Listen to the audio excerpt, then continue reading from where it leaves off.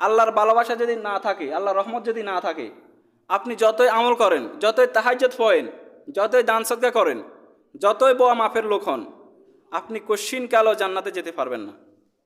নাউজিল্লাহ বলেন। বনি ইসরায়েলের এক লোক 500 বছর ইবাদত করেছে। কত বছর? 500 বছর ইবাদত করেছে, নামাজ পড়েছে, আপনারা জানেন।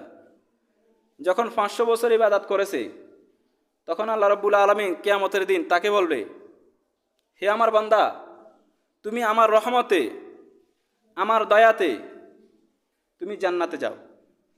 তখন ওই বান্দা বলল, আল্লাহ, আমি 500 বছর ইবাদত করেছি, এত বছর ইবাদত করার পর আপনার দয়াতে জান্নাতে যেতে হবে, এটা তো আমি ভাবি নাই, আমি কেন আপনার দয়াতে জান্নাতে যাব? আল্লাহ বলেছে, ওকে ঠিক আছে। তখন আল্লাহ রাব্বুল আলামিন যখন তাকে বলেছে, আমি যে তোকে দয়া করে মায়া করে তোকে যে চোখ দিয়েছি, কি দিয়েছি? চোখ দিয়েছি। শুধু চোখ দুইটা নয়, একটা চোখ একটা পাল্লায় রাখা হবে, আর তোর 500 বছরের তাহাজ্জুদ একটা পাল্লায় রাখা হবে। মুহূর্তের মধ্যে দেখা যাবে আল্লাহ যে তাকে চোখ দিয়েছে, দুইটা নয়, একটা চোখ, একটা চোখ আরও সবচেয়ে ওজন হয়ে যাবে। কি হয়ে যাবে? ওজন হয়ে যাবে। যখন মাপা হয়েছে ওজন চোখের বেশি, তাহাজ্জুদের কম, তখন আল্লাহ বলে, তোর যত আমল হয়েছে সব তো আমার একটা নেয়ামতে শেষ, একটা রহমতে শেষ। এখন হিসাব মিলে তুই জাহান্নামে যা। কোথায় যা? Go to the hell fire, জাহান্নামে যা।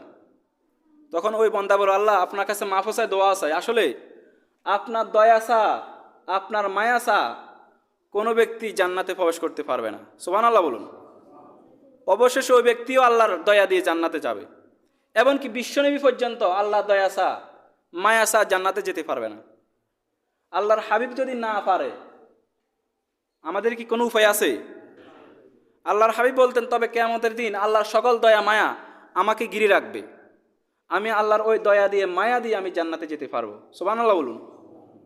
এজন্য আল্লাহ বলেছে, আর রহমানির রহিম, তিনি দয়ালু, তিনি মেহেরবান। আল্লাহ যেহেতু দয়ালু, আমরা মানুষের প্রতি দয়া করব। কি করব? দয়া করব, রহমত করব। আমরা নরম দিল হব, ইনশাল্লাহ বলুন।